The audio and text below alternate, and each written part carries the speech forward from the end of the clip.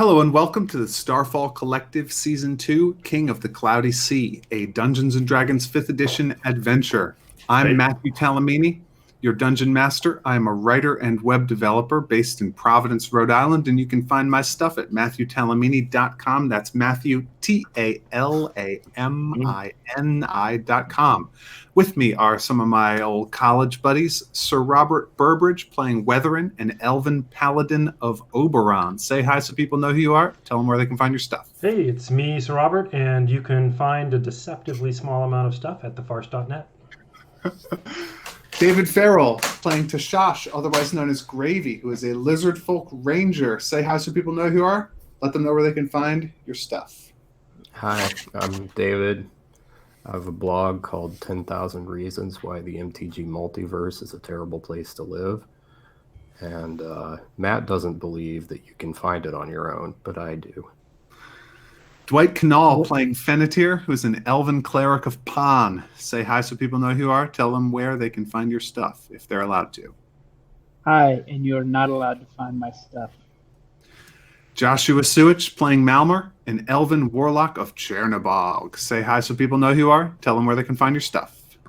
Hi, I'm Josh. You can find a lot of my stuff all over the internet using the key @JSUICH. And using that key, you will unlock doors, and you will find me on Instagram and Facebook and Twitter and Reddit. And if you go to the Starfall Collective Reddit, you can chat with me about fan theories and maps and books and such. I should get a Reddit account so I can chat with you. I probably have like 4 Reddit accounts that I've forgotten about. Oh, I think Reddit is a long time ago when Reddit was brand new. I got banned because I joined this site that was like, upvote these posts and we'll send you 20 cents. And I made like $1.40 and then I got banned. Cracked down. Yeah. So Dwight will not be discussing fan theories on r/the Starfall Collective. True. However, Duke Silver in a green tracksuit might. Permaband. Okay, let us start episode 7 with a little geography. Where we left the Fujin at the end of last episode, she was traveling northwest, parallel to what the elves call the cloud line, which is to say, the edge of the world, where the ocean falls off into space.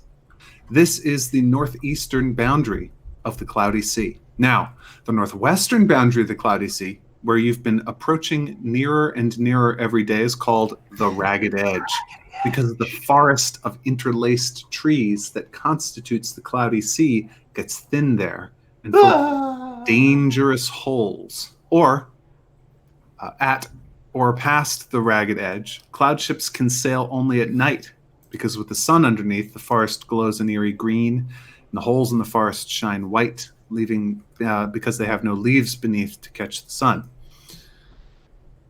During the day, however, the mist lit up from above is a bright white, almost like snow. There's no telling where it's safe to sail. The castle, known as Nebulaster's Perch, sits at the intersection of these two lines, where the Ragged Edge meets the cloud line, so that it commands a triple view. To the south, the Cloudy Sea. To the northwest, empty space and the field of stars as they stream by. And to the east, the mighty saltwater ocean. The cloud line is not a straight, unbroken edge. It's like the lip of a basin, where different amounts of water overflow depending on the wind and the tide.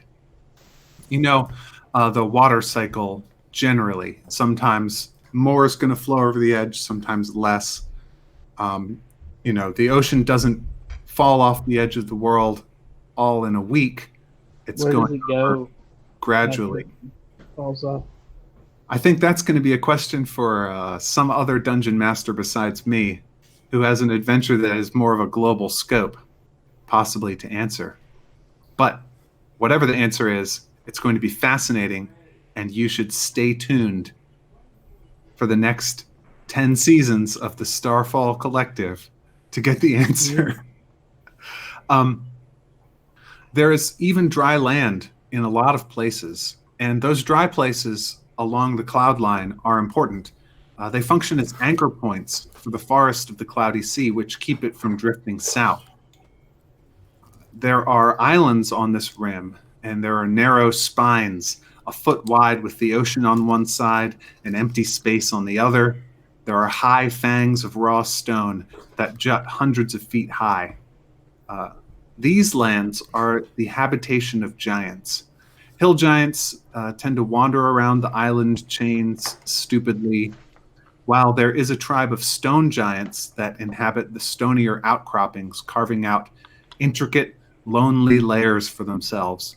This tribe is technically subservient to Nebulaster, as cloud giants rank above stone giants in the Ordning, which is the giant social organization structure, much like a caste system. But Nebulaster typically, as cloud giants tend to, doesn't seem to care much about what the stone giants do at any given moment. Any of these hill giants or stone giants, when you encounter them, are as likely to be acting against Nebulaster's wishes as for him. The relationships can be complex and not always apparent to elves. You haven't reached these features quite yet, but on the morning after the events described last episode, some of those stony ridges and outcroppings start to become visible above the clouds to the north, on your right side, and Captain Gorio begins steering closer and closer to that cloud, as the forest on top of which you sail presumably thins out to your left, approaching the ragged edge. Now, Fennetir, I need you to tell me something. That's me, I think. In the morning, when you wake up in the morning, I need a piece of paper here. A very particular piece of paper. Oh. Not those. This one. So I've taken a long rest. Oh yeah, it's morning. You've all had a chance to take a long rest. Some of you had visions during the night. They were not important. Yes, of course. Your dreams and visions in this Dungeons and Dragons adventure were not important. Am I Are you failing? still looking for paper? Or? No, I've got it. Fennetir, tell me. This morning, when is the first time that you go up on deck? I'm guessing you roll out of the sack. Yeah, you probably get up pretty late. But what finally gets you up? And The out sound of holy stones scraping above my head, cleaning the deck, wakes me up, and I go back to sleep.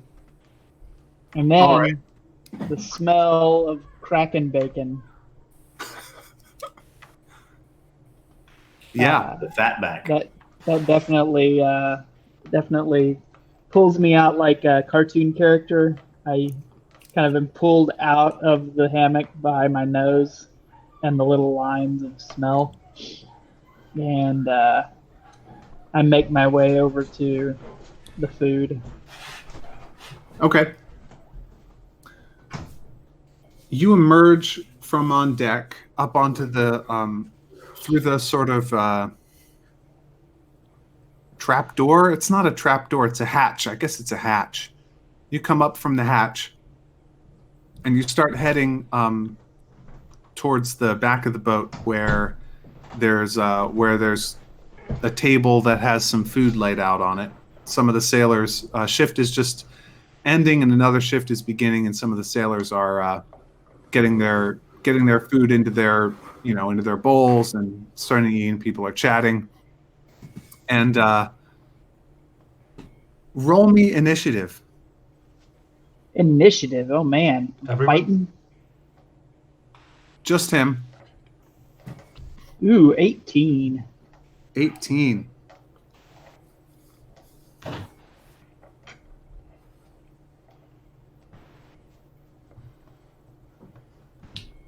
Good. Now roll me perception. Perception. active perception. Roll a perception check. 16.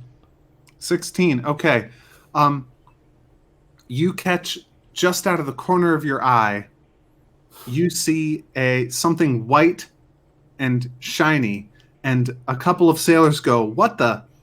And you get thwacked from behind. Something runs into you with a flapping noise, and you hear a tiny voice say, "Yeah!" And roll me Well, I a don't like this at all. athletics check. Athletics. No bonus here. 14. Yeah, you get knocked. You get knocked on your butt. You are knocked Wait. over. Shouldn't I be knocked on my front or my side? Yeah, sure. You are laying belly down on the deck. You get knocked over. Okay. What the? I look around me, trying to identify the source of the yeehaw.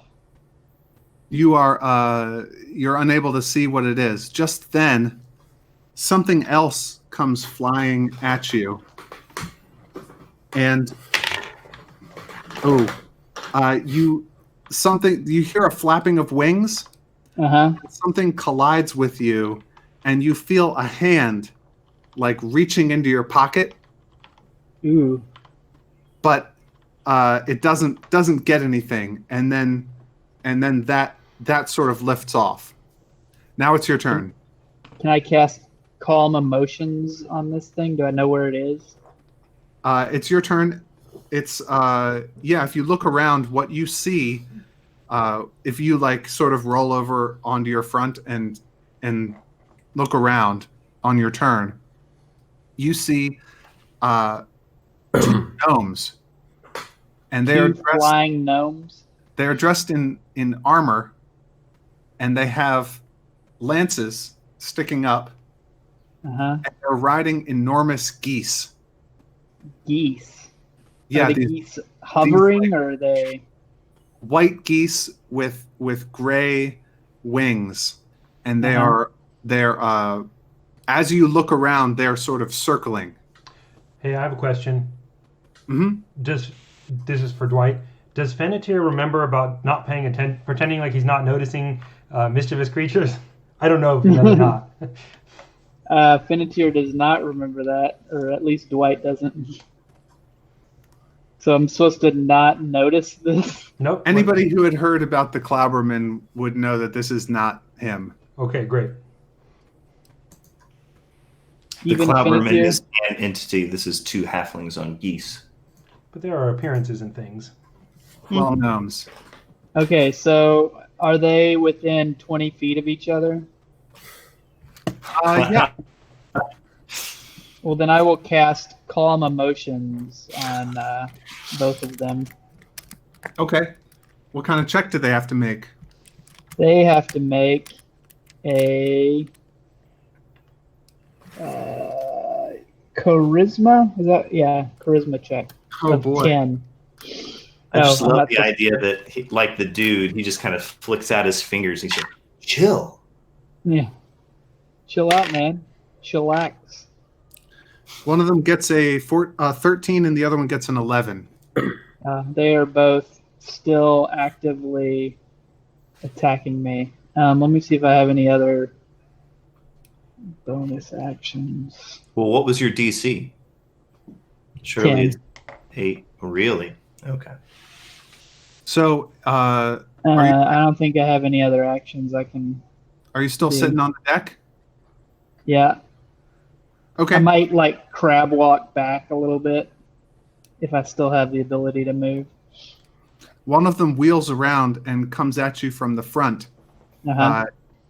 His lance is still up in the air, and he sweeps down at you, and he flies right up to you, and he just he rolls a 1 on his sleight of hand check to try and pickpocket you, and bounces off of you, and barely manages to keep a hold of his goose as the The goose sort of goes sideways and like skitters along the deck a little ways with its wings flapping, and his like little feet are still in the stirrups, and he's still clinging, but he's like using his lance to try and push himself up off the deck. Any of the other player characters who would be on deck at this time, which is probably most of you, are up to whatever your mid-morning tasks are. You would begin to notice the kerfuffle about this time. This is happening right in broad daylight in front of everybody. Next, the other gnome lowers her lance, charges right at you, Fennetir. Uh-huh. How is a 8 against your armor class? Haha! He bounces off of my shield. So you bring up your shield, and her lance you are able to turn the lance quite easily, and the goose goes sliding by you, and you. One of the things that Can I give it just a little bit of a shove with my shield? yeah, you can give it a little shove. You don't get an opportunity attack because they have a special ability. Because they are rogues. Rogues. Is it my turn now? It is now your turn, Fennetir. Okay, I'll try this calm emotions again. Then I might need to take a nap. Okay, so they're rolling charisma. Yeah. Oh, one fails. And the other fails too. Yeah, so what does your calm emotion spell look like? We've seen it once before, but what do you do? It has a V and S component, so it's verbal and Somatic. You have to move your hands around. okay. Or some part of your body. So I'm like, hey man, just calm down. I got the what's his name? Neil deGrasse Tyson hands, kind of palms out. Hey, just leave me alone a little bit here, man. What's going on? And now they failed to make it. Can now. Do I want it to be frightened, or do I want it to be indifferent towards me? I think I want it to be indifferent towards me. I don't want it to be frightened. What it says, charmed or frightened? Can I make it just like listen to me with charmed? I don't know what charmed means. Oh wait, no, that suppresses charmed or frightened. I'm not doing that. I'm doing it's indifferent about me. Okay. Yes, so what happens is they both stop their circling and they land their geese on the edge of the rail, and they start talking to each other. And And I listen to their conversation. Yeah, the boy one says, "I don't know about this, Bobby Jean. I don't really feel like doing this anymore." And Bobby Jean's like, "Yeah, I think we should just go back with the others."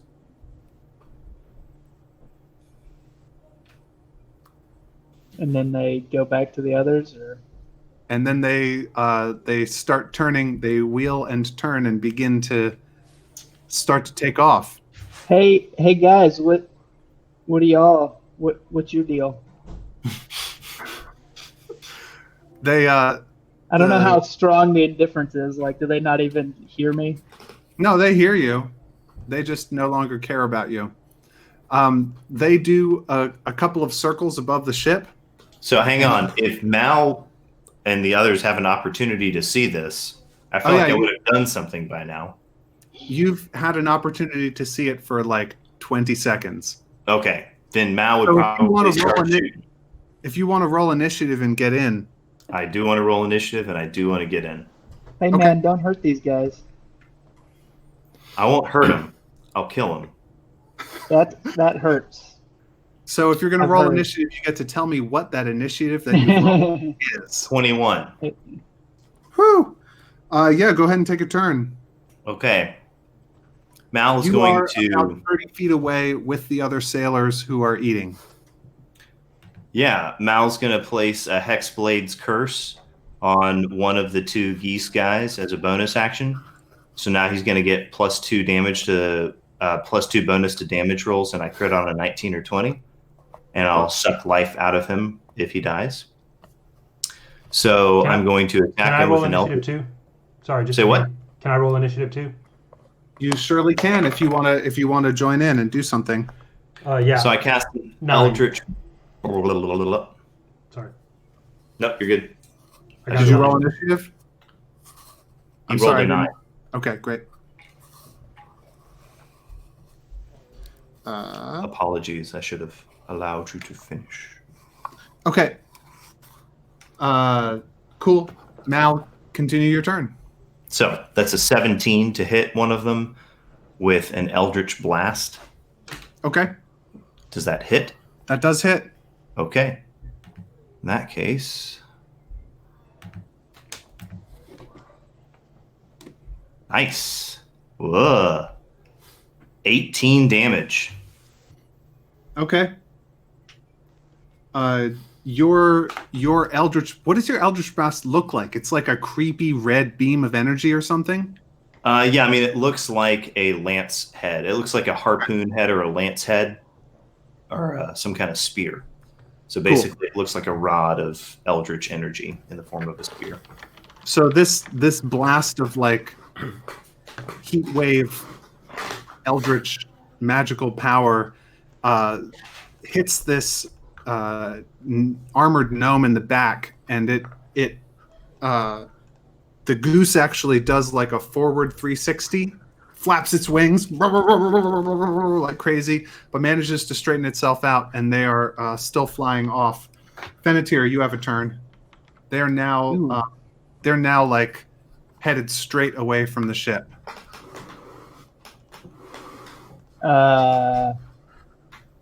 Let me see. I need to think about what I would want to do. I cannot cast Calm Emotions on my friends because I have no more spell slots left. Aha! I will channel Divinity and give the injured gnome up to 15 hit points. Okay. It can only do half of its max. Okay. And I can't use it if they're undead or a construct, which I don't think they are. They're neither of those things. So it gets back 10 hit points. Sure. Does that like subtract from your total? From a pool? From a pool? Well, yeah, I mean, I could give 5 to someone else if anyone else was hurt. Yeah, so but I think only right now. Oh, okay. So Mal definitely like just throws his shoulders up, shakes his head in confusion, looks at the goose, looks at Friar Tuck, looks back at the goose, and looks at Venetir or whatever, and just Mal's like, "What? Who's Friar Tuck?" You. Oh, I thought that was the name of one of the geese, like Friar Duck, but he's a goose. That's funny. Now it is. Weathering, it's your turn. How far away are they from me? Now they're about 30 feet away from the ship. So probably like 40 feet away from you. Okay. What's the closest I can get to them in my movement here, considering they're on the ship? If I run across the width of the ship, am I within 30 feet or? I'll say you can get within 20 feet of them if you run to the to the railing that they just took off of. Okay, sounds good. I would like to. I want to know what in the world's going on. I would like to take the rope that I have just with, around, there's rope around, grab it, and I'm going to have to ask you if my intent makes sense here. You as the DM, so you have to, this is like a discretionary thing for you. I would like to run and leap off the edge of the boat, holding, with the rope around me, like run, Okay. leap off the edge, and when I'm as close as possible, and maybe shout back to something like, maybe to Mal or somebody like, hey, grab me, leap off the edge of the boat with the rope, do a misty step to the goose, which he'll be within 30 feet, sorry, to the one of the gnomes, I don't really care which, and appear with him, grab him, and fall. Yes. What you're going to have to do is I'm going to require 2 checks from you in order to do this maneuver. Okay. It is going to take all of your movement for this turn, and we're going to need a sleight of hand check to tie the knot very quickly and under pressure, and then an acrobatics check to make this leap, and then your misty step to like coordinate those things so that they happen in the right order and it all goes well. Sure. Sleight of hand. First sleight of hand. Nope. I got a 1. You try to tie. Okay. Yeah. So what happens is you grab a rope to tie yourself to, and it turns out that it's already connected to something, and you tie it to And yourself it's a really, snake. really hard. And as soon as you complete the knot, you come to the end of the rope, and knock yourself down onto the deck, and you are lying there prone. Okay. Ka-thump. Then I just get up and quit.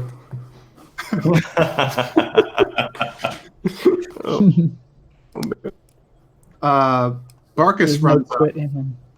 Barkus runs up and he's like, "What in the blazes is going on over here?" That's what I would want to ask you. Mal, you have a turn. They're getting further and further away. Yeah, Mal's gonna shout, "Spies, sir!" And then, and this time when he hits that same, well, does he notice whether or not that gnome is slumped over in the saddle? The one that he hit before? Yeah. The gnome did seem to be hurt pretty badly, but then Finnetir's spell restored him almost. Oh, yeah. Okay. So this time he's going to hit that same guy again, and he's going to blast him out of his saddle. So roll your... well, let's see. Let's see if it does.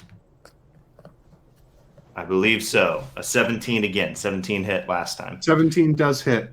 So this fool is going to take...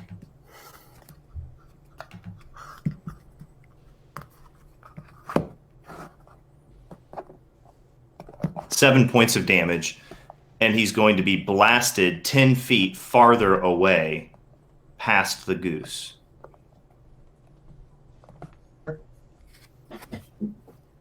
Am I back? Yes, now you're back. We just heard you say, "Am I back?" Sweet. Malmer, tell me how much damage you did. I think I said 7. Yeah, Okay. 7. 7. Plus he's blasted 10 feet further away. Cool. He's blasted 10 feet, but he, well, you know what? Let's see how he does at this. What's their athletics like? Presumably astonishingly high, considering that they're 2.5 feet tall. Not super great.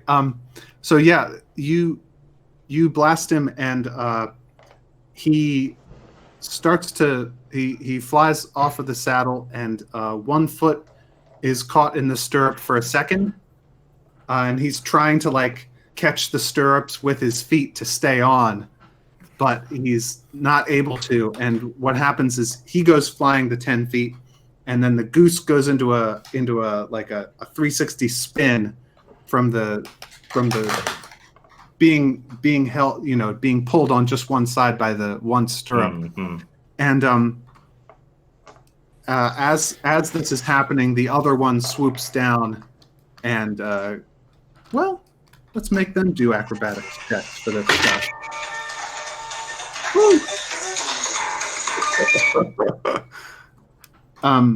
Just then, magical bells toll. No, The other I'm the one- one with the magical bell. The other one tries to catch him, and she is not able to. And he goes down into the mist. And she, well, actually, it's going to be Fennetir's turn here. Fennetir uses his mending cantrip to mend. What's his name? Malmer to the deck. He mends Malmer's shoes to the deck. If only that worked. He mends Malmer's shoes together because they're both the same thing. I would say that if you took a feat for it and you blew a second level spell slot, then you could do it. Well, you're not the DM. Right, and I think that mend only works if his shoes had been originally constructed as attached together by design, then you would be able to mend them in that way. Yeah. What kind of shoes aren't? When you pull them out of the box, don't you crack them apart? How do you buy shoes? Cobbler, why is it that when you make shoes, you always make them affixed to the ship and you cut them apart? So I could do this. He just fuses everybody's shoes to the deck. What else could I do? I can. I mean, you can tackle him like anybody else. Yes. Or talk to him. I will. Yeah, I will. Well, it doesn't say actions in combat talk. It's a free action. I say, hey man, what do you gotta be doing all that for? They're flying away. They're spies. They're getting away. You're letting them get away. They were just trying to steal my wallet and they didn't get it. So what's the problem? Mal is just like, oh my word. They literally boarded and assaulted, and you're just going to let them leave. He's just shaking his eyes in his head. They didn't even hurt me. I bounced them off my shield. Give them a little shield shove. And now they're going to come back. No, they're not. Fires off his next spear. Who has Weathering, a turn? you have a turn while they're talking. Weathering does? Uh-huh. Okay. I'll try the same thing. For the one, You're going to do the same thing again? Yeah, if the other one's close enough. Sure. You can attempt your they're further away now. They've used their movement to get further away at this point. How far can you go? Sorry, the one didn't try to come back for the other one? No, they've been moving forward the whole time. So when he got blasted 10 feet in the away direction. Yeah, in the away direction. 30 feet. Further than they were before. You can do 30 feet? Mm-hmm. Yeah, I think they're past that range. Okay, then I won't do anything. Barkus comes up to Fennetir and Mal as you are talking, and he says, yes, I would like to know about this as well. Who are they? I don't know, some sort of geese gnomes. Mal fires off another Eldritch Blast. Only one of them is currently visible above the mist. You're shooting at her? Yep. Okay. Probably by this time twice, based on how much conversation has gone on. Because like every few seconds. You have one chance to shoot her before she goes down into the mist after her companion. She missed an acrobatics check to try and catch him, and he fell down. So she's following him down there to try and save him. Nope. I miss. Oh, no. I'm sorry. 14. Does a 14, 15, 16 hit? 16 does hit. Okay. In that case, she's going to take a D10 and a D6. Ouch. So that's only 9 points of damage.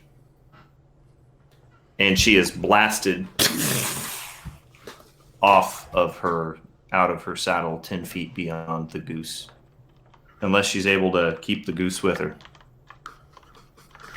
Let's make her make a pretty hard acrobatics check to do that. Yeah, she doesn't. Her and the goose separate in the air, and she falls down, and the goose continues flying away. Until that goose is 300 feet away, he's going to try to shoot down the goose as well. Okay. Do I get a turn? Fennetir, you do get a turn right after that shot. Okay, I will grapple. Cool. Malmer. You can grapple Mal, but that won't keep him from taking actions. You have to. That just keeps him moving.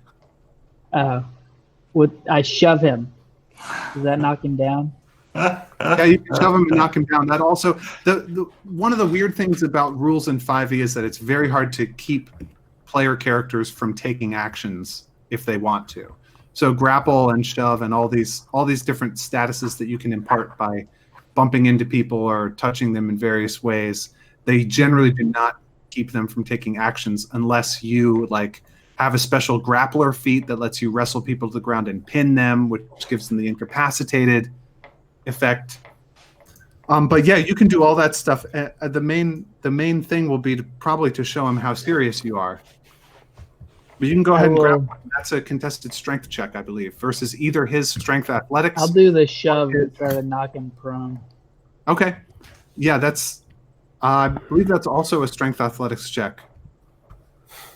Versus his armor class, I guess? Not one size larger. You make a strength check contested by strength or dexterity. Target of choice. You can try to acrobatically